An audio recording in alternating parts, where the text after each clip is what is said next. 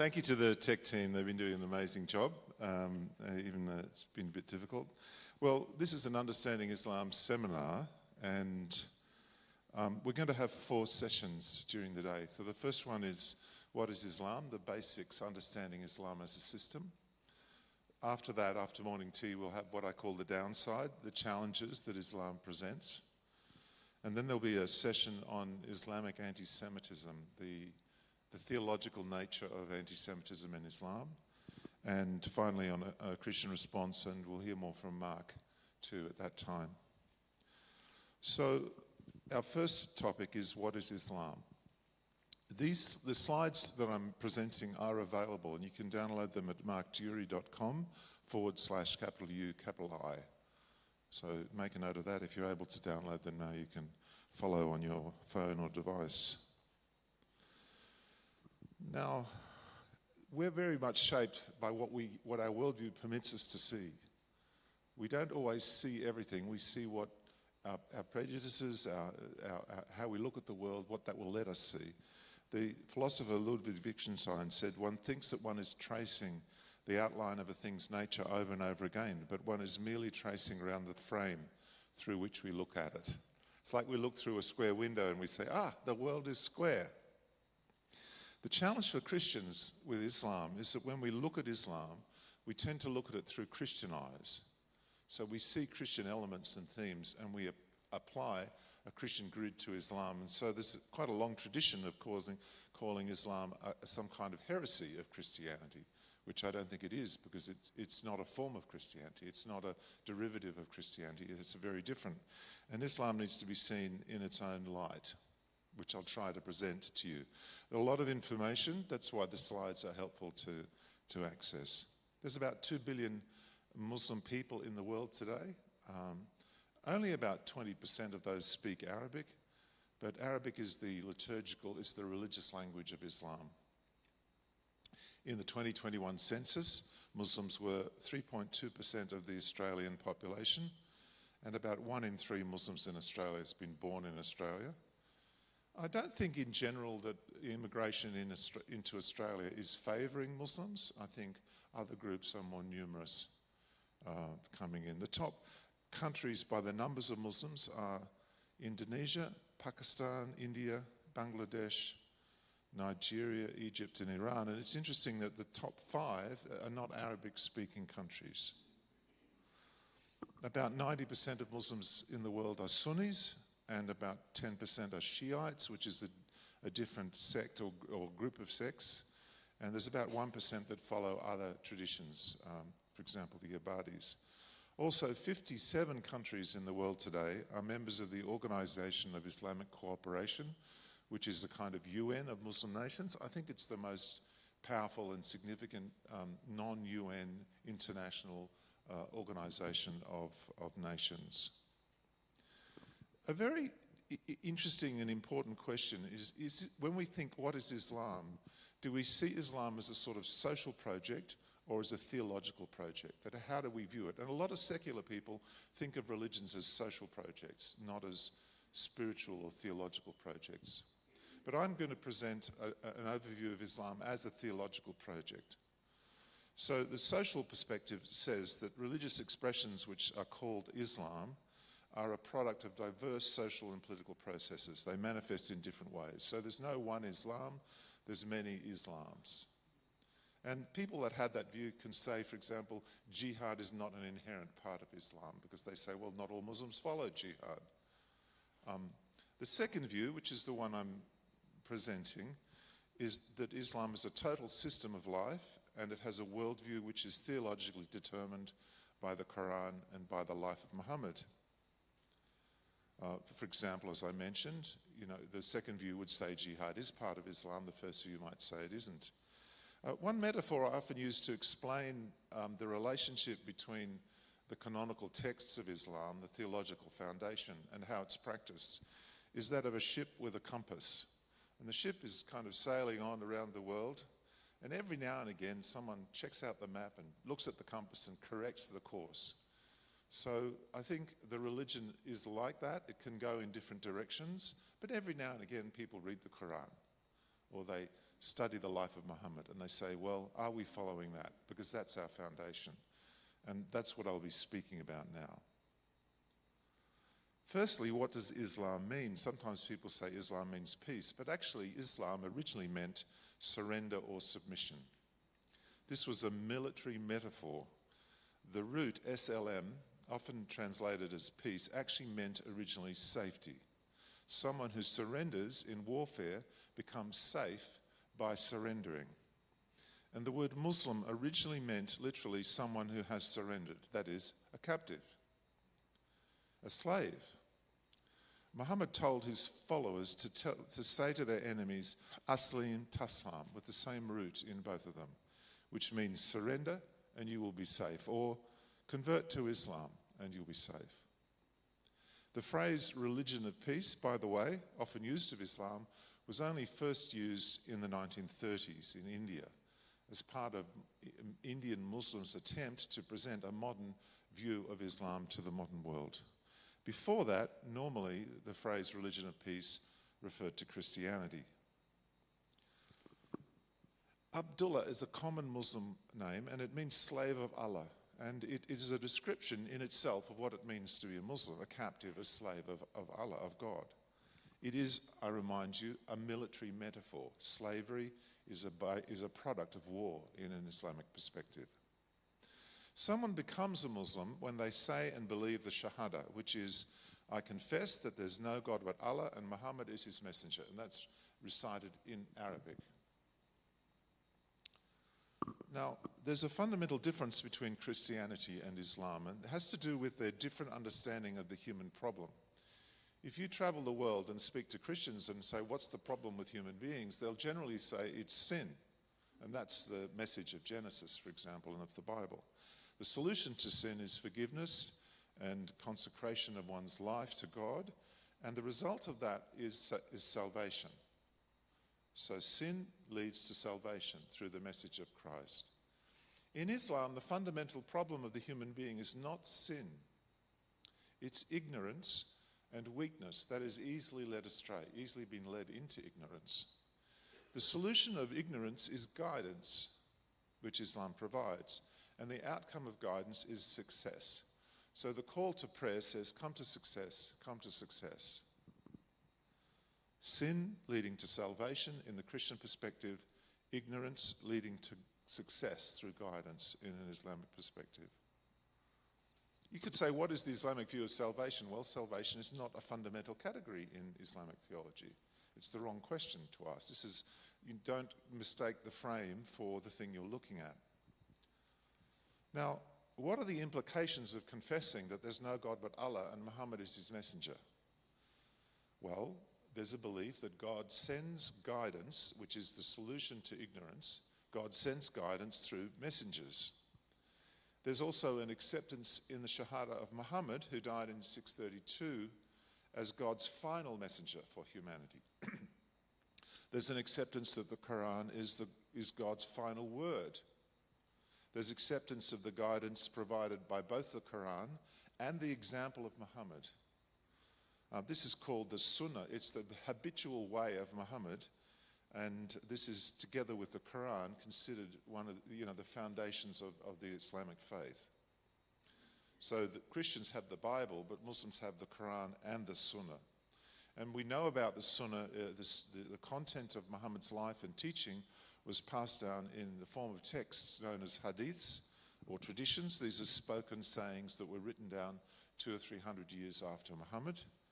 And there's also biographies of Muhammad that are basically made up of these traditions as well. There's lots of technical information, but it's important to understand. So the Quran teaches that there were lots of messengers before Muhammad, and in fact biblical figures, including Abraham, Moses, David, and Jesus, were all Muslim prophets who preached Islam, which is claimed by some which is claimed to be the same message given to Muhammad. So Muslims believe that Jesus preached the same message as Muhammad and that he was a Muslim prophet.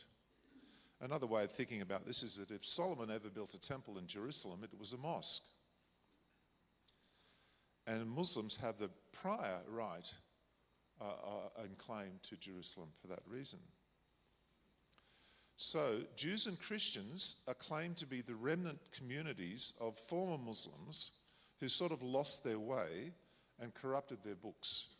But Muhammad was sent as a mercy to humankind to correct the errors of the Jews and Christians and to call these so-called people of the book back to their original religion, which was Islam. Islam is the true Judaism and the true Christianity.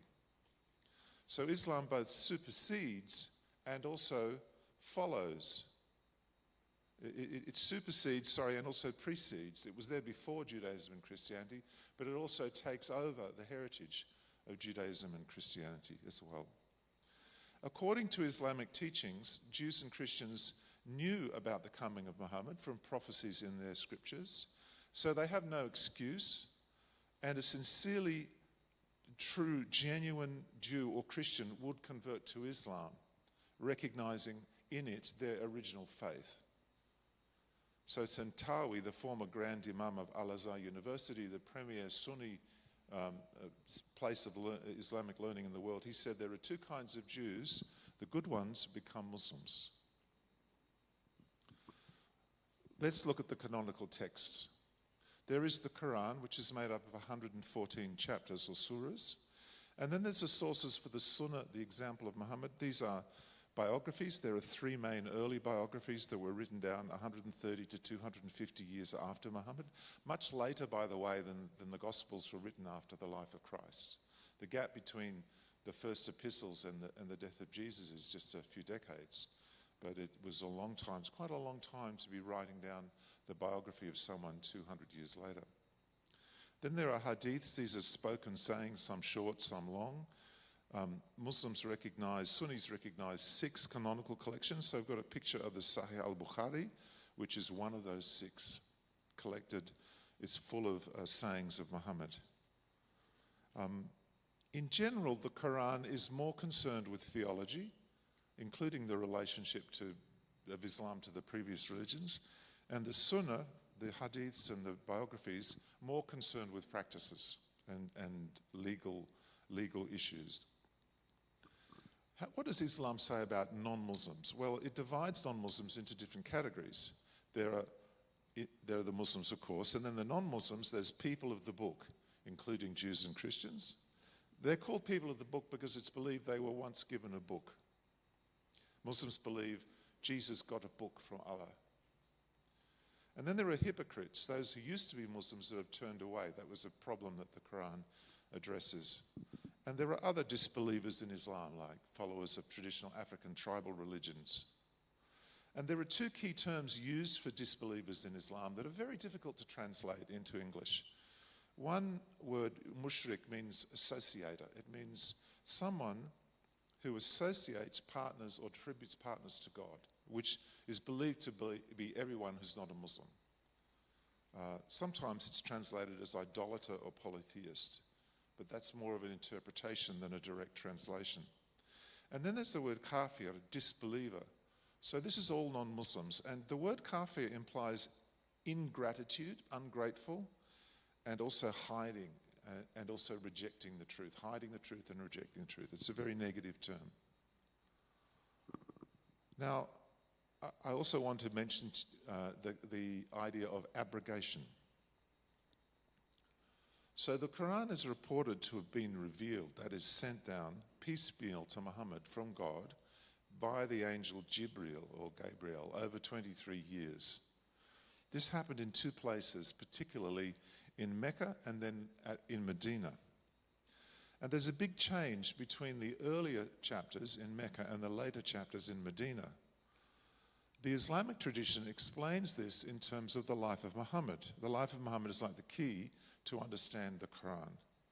The earlier Meccan surahs advocate peaceful witness. For example, Surah 109 says, "To you your religion, to me my religion." Muhammad is told to say that to people.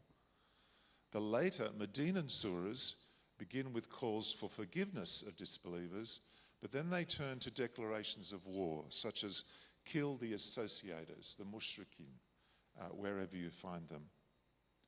This doctrine, the doctrine of abrogation, was developed to help resolve these differences. If the earlier chapters say peace and the later chapters say war, which one should you follow? And one way of resolving that is to say the later verses cancel the earlier verses. It's a bit like you have a boss. If they tell you on Monday to take out the garbage, and on Tuesday they tell you to wash the floor, you keep washing the floor until you get further instructions. So this was developed in order to deal with these apparent inconsistencies in the Quran. The last word of Allah is the final word. Commentaries on the Quran explain which verses are abrogated by which verses. For example, Surah 2, 109, tells Muslims to forgive and overlook unbelievers. And the commentator Ibn Kathir, the translation of his commentary into English is very widely used around the Muslim world today. He said, forgive and overlook till Allah brings his command, which is Surah 2, was abrogated by the verse, then kill the associators wherever you find them. And also fight the people of the book, Jews and Christians. The word fight in Arabic means to kill. Allah's pardon for the disbelievers was repealed. It was abrogated by the verse of the sword, which is 9:5. Fight the people of the book. And this applies until Allah brings his command in Surah 2, which he says gives further support for this view. The messenger of Allah and his companions used to forgive the disbelievers and the people of the book, just as Allah commanded, until Allah allowed fighting them. Then Allah destroyed those who he declared to be killed. Now, abrogation says the later verse cancels the earlier verse, but there's also a view that this was very much Allah's provision and wisdom. So earlier, Muslims were weaker, and it was necessary for them to be forgiving and to get on well with disbelievers. But when Muslims became powerful, Allah gave them new instructions to use force.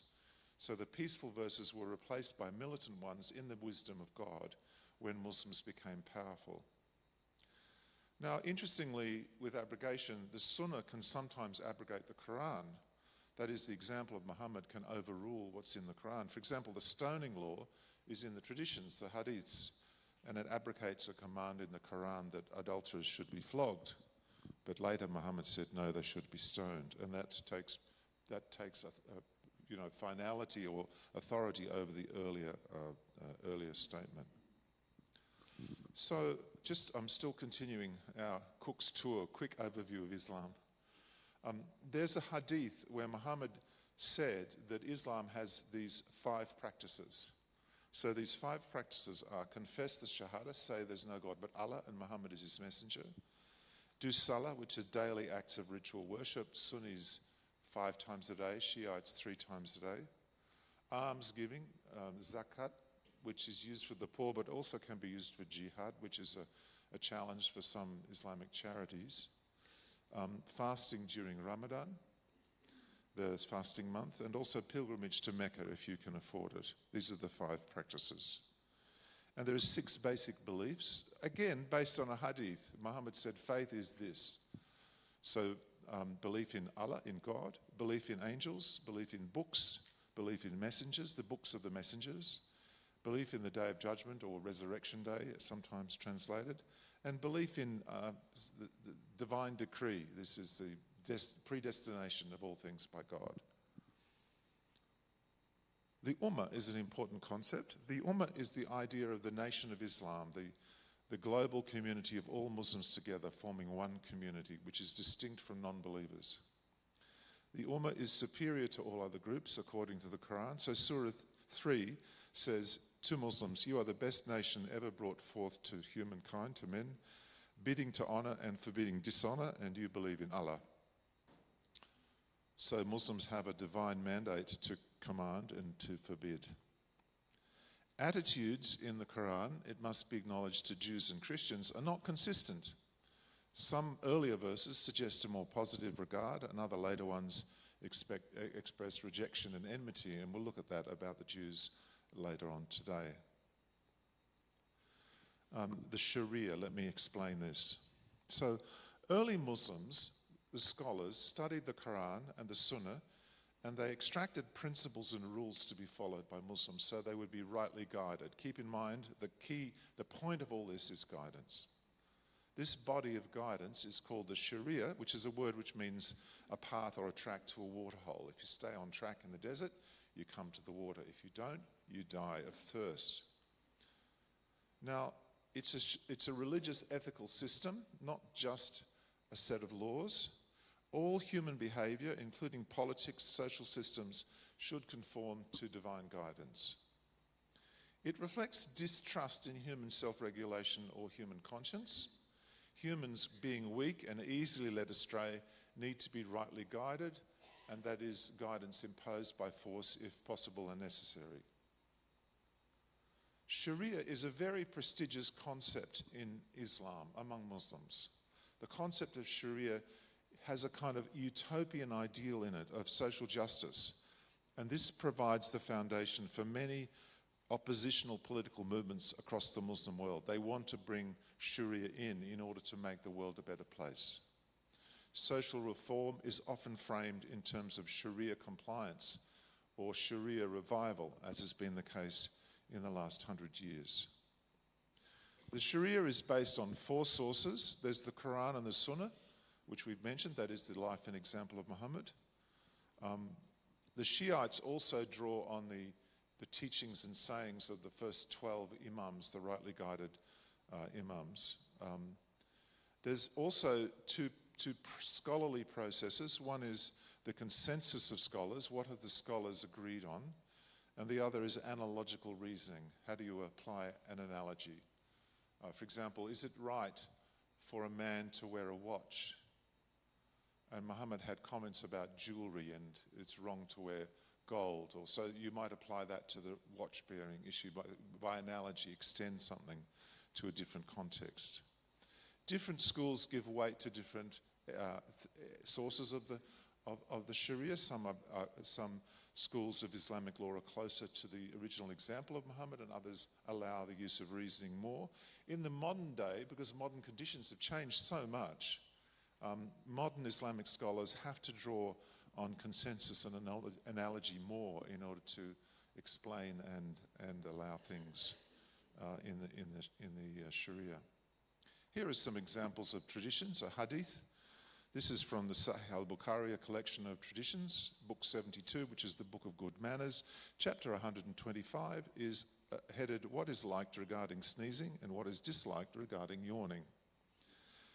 Abu Hurairah was a companion of Muhammad, and he's reported to have said that the Prophet Muhammad said, Allah likes sneezing and dislikes yawning, so if someone sneezes and then praises Allah, it's obligatory on every Muslim who hears him to say, may Allah be merciful to you. But as regards yawning, it's from Satan, so one must try one's best to stop it. If you say, oh, when yawning, Satan will laugh at him, so you should close your mouth and suppress the yawn. Now, my mother taught me to cover my mouth when I was yawning. I think it's very Australian, it's to keep the flies out. But in Islam, it's a religious requirement. When a mother teaches their child to stifle their yawn, they're teaching them Sharia. Another tradition from a chapter on manners, from a different collection of hadiths, chapter 18, what has been related about leaving the beard to grow. So hadith 33, it says that Ibn Umar, one of the companions, said that the Messenger of God, Muhammad, said, trim the moustache and let the beard grow. And you can tell a pious Muslim man because this is how he is. He's got a trimmed moustache and his beard is growing. There you are, let the beard grow and trim the moustache. Notice the Mustafa Cherik and Sheikh Shadi, the Australian Muslim leader. Mustafa Cherik is from Bosnia. They both have beards and shorter moustaches, or not at all in the case of the Albanian. So Imam Mustafa Cherik, who's the former Grand Mufti of Bosnia and Herzegovina, described the all-encompassing character of the Sharia. He said, you know what Sharia means. It means to be kind to your neighbour, to be nice, to uphold certain moral standards, and that means to tell the truth, to be just, to be pleasant to others, to be giving to others. This is Sharia. I cannot disavow myself from the Sharia. Asking me, what do you think about Sharia, is asking me, why are you a Muslim?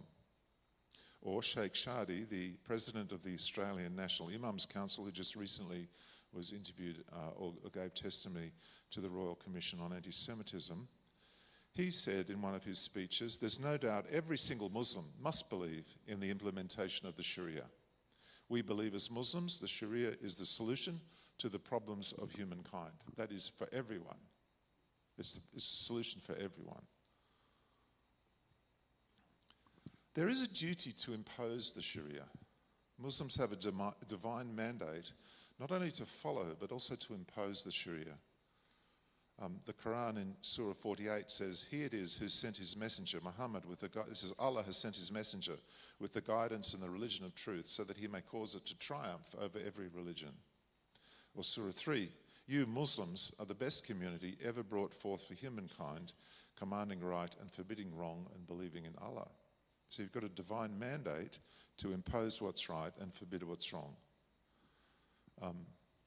Again, in Surah 3, Muslims believe in Allah and the last day and command right and forbid wrong. They are quick to do good. They are among the righteous. Now, some of the requirements of the Sharia Islamic law are communal, others are individual. The Sharia guides states as well as individual persons and groups of people as well. Now, actually, Sharia is a complex system. It's not just something written in a textbook. It's a whole organization of the community. So the Sharia works in a systemic way. And if you were establishing as a Muslim Sharia in Australia, you'd need to do all these things. You'd need to think about a lot of different things. There's a category of deeds from obligatory to the forbidden to explain to people. There are concepts of reward and punishment. There's a system of knowledge and transmission of knowledge. You also need a system of justice, including judges and courts, to implement the Sharia. You need a system of authority grounded in religious traditions that's imposed. There needs to be assuming of power when you can. Snoeke Groninger, the Dutch Islamic scholar, said the foreign missionaries of Islam were her fighting men and her internal propaganda was the work of her police. So the state exists to implement Islam.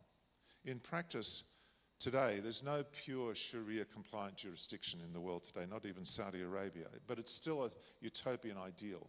You've got to believe in it, even if it doesn't exist, strictly speaking, in the world today. And Sharia organized states exist to varying extents. The Sharia is particularly most likely to be applied in religious ritual, in family life, marriage, divorce, custody, and so on, and also in relationships with non-Muslims and expectations of non-Muslims. So the divine mandate to command right and forbid wrong is exercised by individuals, that is, parents over children, husbands over wives, but also by the community and the state. There's a tradition of Muhammad who said that whenever you see an evil, change it with your hand. If you can't use your hand, then with the tongue, and if you can't, then with the heart. But that's the weakest of faith. So if you can use force, you have to. Force is not the last resort, it's the first resort. The last resort is a heartfelt rejection of something. Islam also the Sharia categorizes deeds into 5 categories. Some of these terms end up being quite familiar to us. So there's what's obligatory, there's what's recommended, there's what's neutral, there's what's offensive or dispreferred, and what's forbidden. And what is halal is the first 4 categories. As long as it's not forbidden, then it's halal. So halal food is not forbidden food. Basically, everything is halal unless there's something that says it isn't. And there's a system of reward and punishment. So these 5 categories, what is compulsory is rewarded if you do it and punished if you don't. What is recommended is rewarded if you do it but not punished if you don't. What is neutral is neither rewarded nor punishments. What is dispreferred is not punished but rewarded. And what is forbidden is punished and if you don't do it, if you abstain, it's rewarded. That's what I meant. So it's quite like a mathematical system. Now, this is an interesting point. In Islam, there's no tradition of the separation of powers. All power is concentrated. So the example of Muhammad is foundational in establishing an Islamic model for society.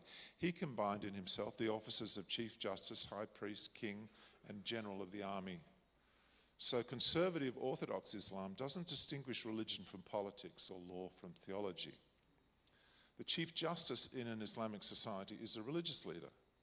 If Christianity was organised like this, then the Archbishop of Canterbury would be the Chief Justice of Britain's Supreme Legal Court and Legal Appeal Court, and religious leaders in the US would make up the Supreme Court, and the Pope would preside over the UN. The Western doctrine of the separation of powers is distinctly Christian. It's based on the idea that human beings are sinful, so checks and balances are needed to protect against sinful abuses of power. This awareness is not found in Islam. In general, in Islam, it's believed that those that are more religious are more righteous, those that are more knowledgeable and more rightly guided. This is also an important point, that conscience, that the Sharia sometimes imposes things that are against conscience. One of my friends who became a Salafi fundamentalist Muslim, he said, we put a lot of effort into making people do what was against their conscience in Islam. So this is from a manual of Sharia, a manual of sacred law. The good is what the lawgiver, that is God, has indicated is good by permitting or asking it to be done. And the bad is what the lawgiver has indicated is bad by asking that it not be done. The good is not what reason considers good, nor the bad what reason considers bad. The measure of good is and bad is sacred law. So it's not based on reason, it's based on command. These are comments by Danny Bourmawi, who's a convert from Islam, and he wrote a book, Islam, Israel and the West, which is one of the best books on both Islam and also the implications for Israel and Western understandings and misunderstandings. So it's a great book, very powerfully written. Some of his quotes: morality in Islam is not internal conviction but external decree. It is legalism, total and exhaustive. Islam, therefore, erases the foundations of natural law. The philosophical notion, affirmed across civilizations, that certain moral truths are inscribed in the human heart and accessible through reason and conscience. Islam did not refine conscience, it replaced it. So the foundations of natural law, which are based on reason and conscience, are set aside. Islam didn't improve or train conscience, which is the Christian way of thinking of conscience. That is, conscience is a gift from God, it needs to be equipped to function well. Islam replaces that rather than improves it.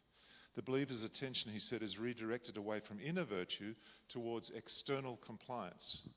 Conscience is not sharpened, it is drowned. Now, this concludes the first section of teaching. If you want to download these slides, you can get it from this link. And I think I've moved quite quickly through that, so we've got some time for questions. I'll repeat the question just for everyone. Do you have any questions you wanted to ask? Yes. Is there a desire to set up Sharia courts in Australia? Absolutely. And they exist in the UK. I'm sure they do function here, even if there hasn't been much attention to them. Muslim women, for example, in the UK will not, if they want to divorce their husband, have to go to a court, and their divorce wouldn't be recognised by the community if they're religious Muslims. So they're caught in a situation where they have to go to court to get their divorce through. Absolutely, yeah. And Muslims would want to establish some sort of Sharia courts so that to help them, give them guidance and to regulate their lives. Yeah, definitely. At the back. Hi. Yeah. Who has the authority to enshrine the later additions to the Quran, where it goes from the more peaceful views to... Who has the... Well... Who has the authority? Well, whoever wants to can give it a go. And if you're highly trained and you have good demonstration that you've been properly trained and you're knowledgeable, then your views will carry more weight. So there are many commentaries that have been written on the Quran that give teachings. They don't always agree with each other, but Islam has this principle that if you don't know something, you should find someone who knows more about Islam and do what they tell you. And that way, if you do the wrong thing, it's not your fault. You've followed the guidance as best you can have. So everyone needs somebody else who knows more. And the grand imam the grand mufti of a nation Their job is to rule on questions that other people are not sure about. So there's no belief in God-breathed scripture? There's a belief in a predetermined text in heaven that's been sent down to Muhammad. So the Quran is like divine dictation. But it requires expertise to read it. I once was speaking to a convert to Islam, and I said, I've read the hadiths, I've read Sahih al-Bukhari and Sahih Muslim. He was a bit shocked. He said, you're not supposed to read that. Well, who is supposed to read it? Well, a well-trained Muslim, So Islam is structured on a need-to-know basis, and there's a huge respect for knowledge and authority. And so the scholars end up determining the course of events. When war breaks out, often the scholars are the ones that are regulating military activity, because they will be authorizing what is consistent with the Islamic rules of war, not the Geneva Convention. Or if you need your divorce, or you need to have a ruling, or you need advice about something, you find someone who knows more. And there's a sense in which, if you're not a Muslim, in a way, you shouldn't really be studying these things. This is for Muslims to decide these issues. Yeah. Question at the back, yeah. Can you give an example of Sharia that is against your conscience? Like a law or two that would be against our conscience? Islam says that a man can beat his wife if she's disobedient. The man might feel that's repugnant and it's distressing him to hit his wife. But the Quran says he should. So my friend who became a Muslim, Australian guy, he ended up marrying 2 women and beating one of his wives. Later he became a Christian and he stopped doing that. But yeah, he was guided by the religion rather than his conscience, I think. Yes? Yeah, I'm just wondering, what about a lot of them older men are marrying little girls, and you said Sharia law has its own courts in Australia, but it's illegal for little girls to marry men. Yes, so the question is, Muslim men sometimes marry underage girls, which is illegal in Australia, and I would mention something about there being Sharia courts. So there's aspects of Islam that are against the law, and that's one of them. I don't think Islamic courts would want to get involved in that sort of an issue, because they could find themselves having to explain themselves to the police. But yeah, that's a problem, and there have been men who've been convicted of marrying underage girls in Australia too.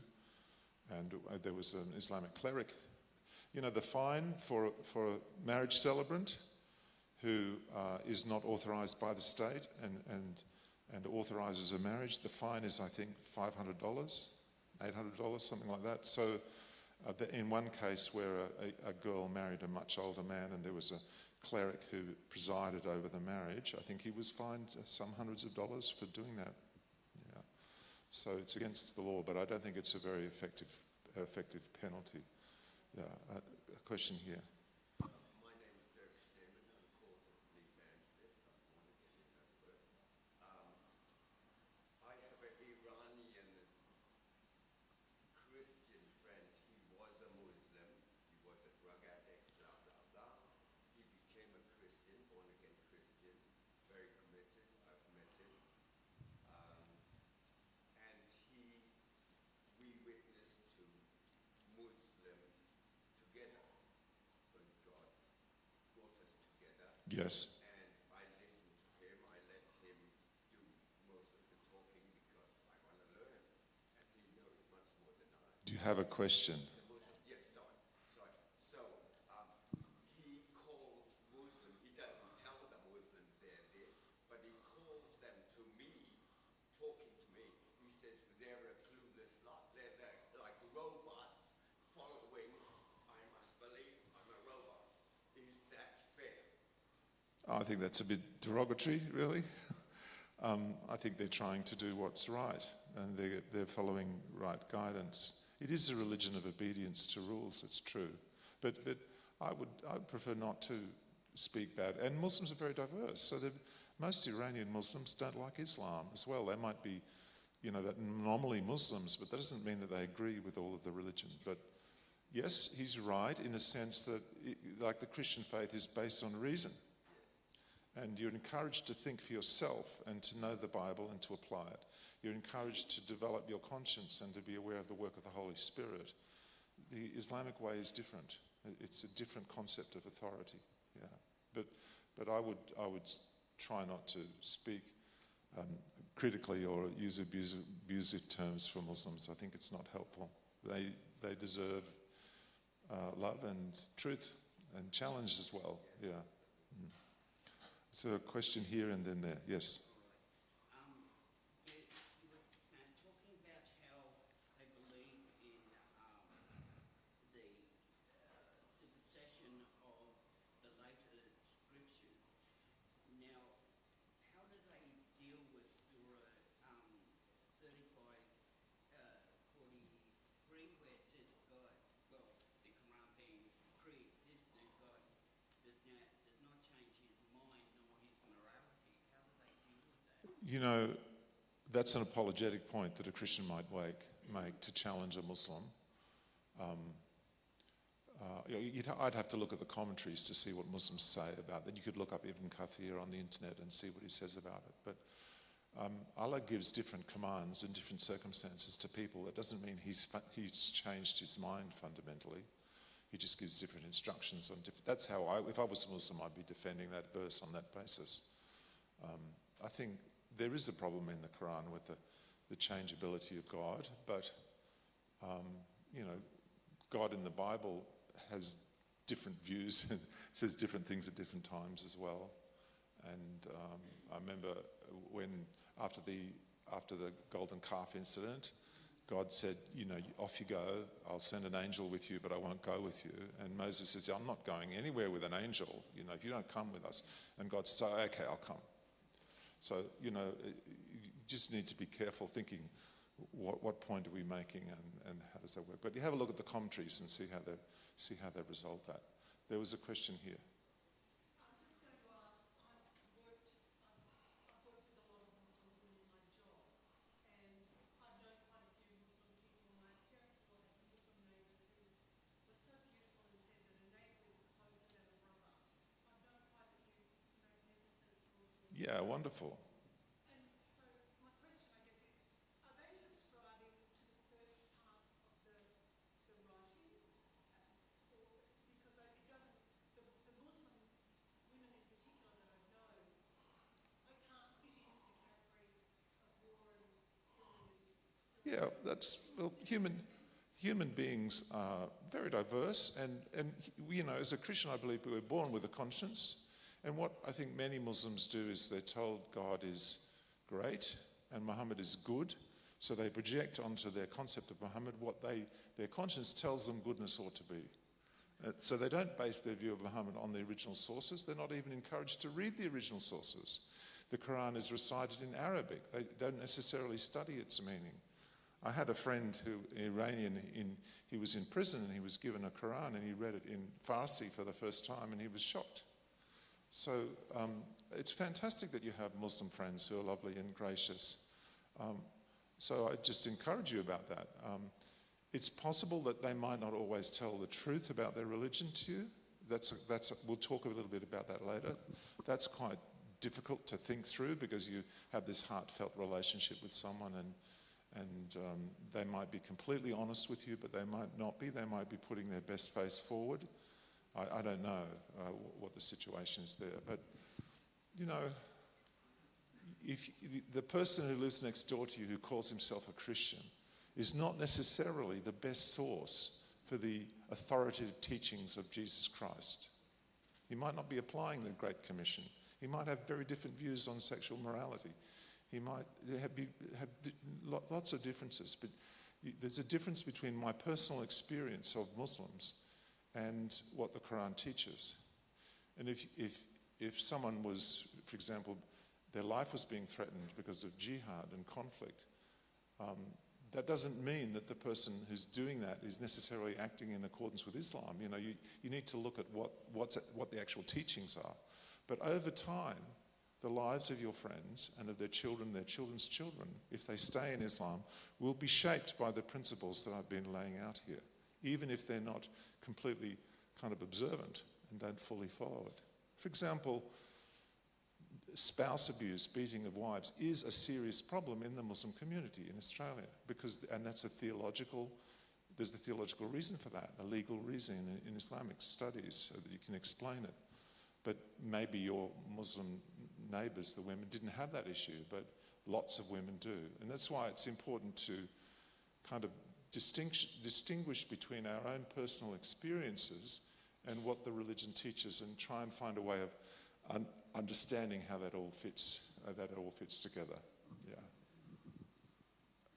Over here. Is there a lot of distrust and even maybe hatred between Shia and Sunni?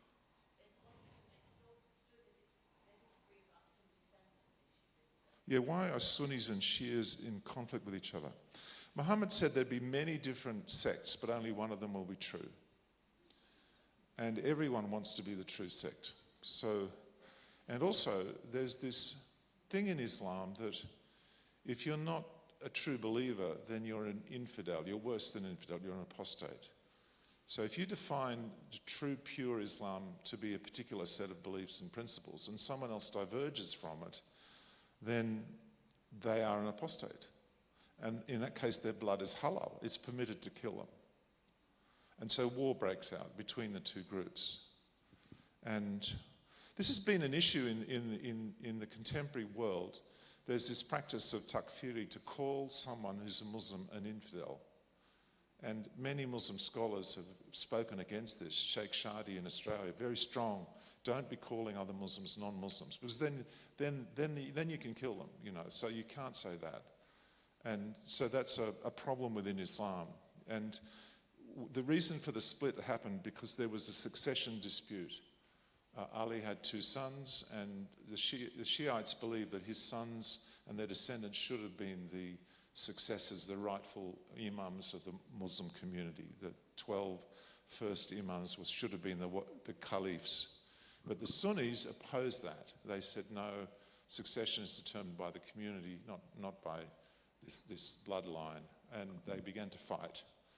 So on the one hand, you had Muhammad's young wife Aisha and her father, who was one of the early caliphs, and on the other hand you have Ali and his descendants.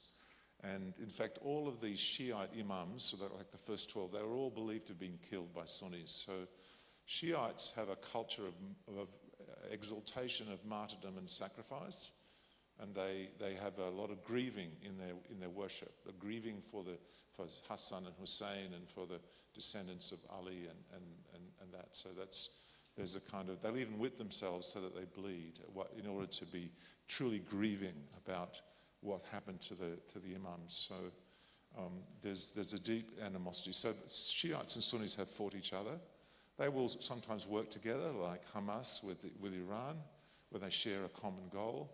But there's an ongoing battle between Shiites and Sunnis all across the Middle East. And I think the Iranians are potentially quite scary. Like, they're highly competent. They're technologically pretty advanced. They're able to generate musicians and train to a high level.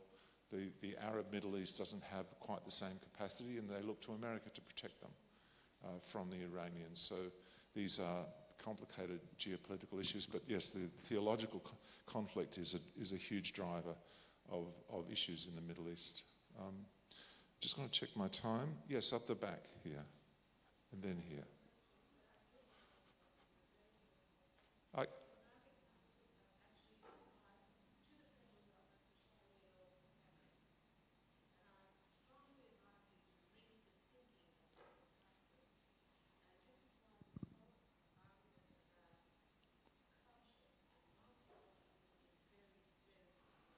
I'm not sure everyone could hear all of that, but just she was saying that the Islamic Council has asked for Sharia law to be implemented, and they've been asking for that for many years. I remember Peter Costello said, look, if you want Sharia law, there's lots of countries that can provide it. I'm not sure that our current government would have the wit to say that, but it's good to be aware of that. There's a request that the Lakemba Mosque has made to play the call to prayer on their loudspeakers over the suburb. They say just once a week, which is Friday, but in principle it should happen 5 times a day. But yeah, that's an example of what we'll call Islamization, the gradual transformation of a society towards being Sharia compliant. There's a question here, yes. Yes, Mark. Will you be addressing the issue of Allah being the God of the Bible or not? I'm not actually going to speak about that, but I have a book on the back table, Which God? There's a number of books here that I could commend to you. A DVD, Sister Religions, are Christianity, Judaism and Islam sister religions. There's a book, Liberty to the Captives, which is about spiritual freedom from Islam.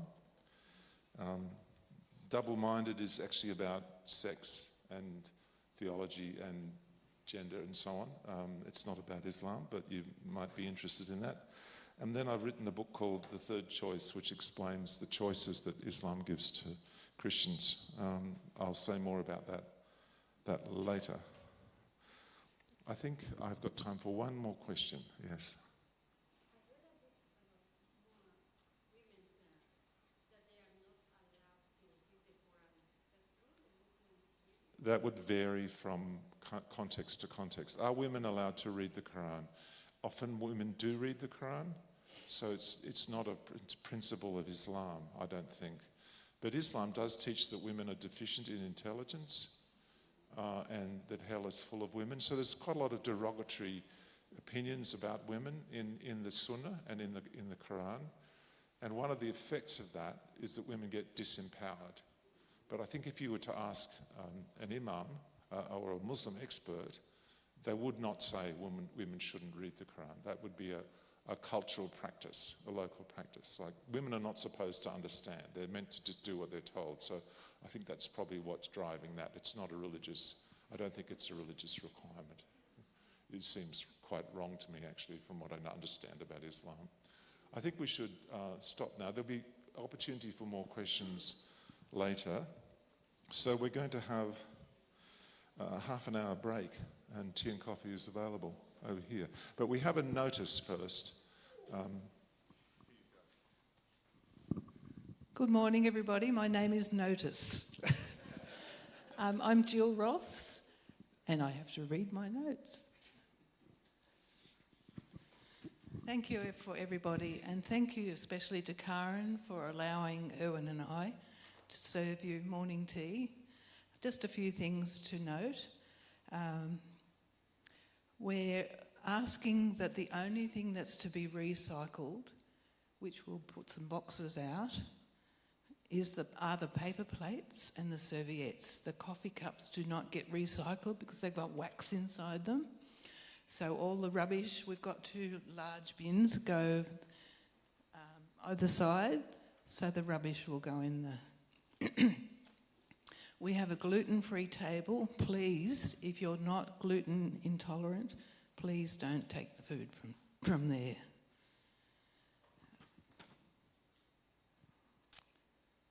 You'll notice the beautiful platters and lazy Susans, and I don't know what Susan ever did to be called lazy, are on the table, and Erwin actually made them all, and we were busy oiling them last night.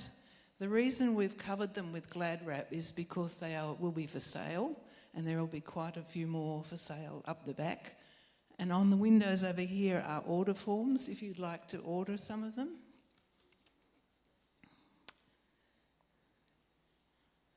I think that's it.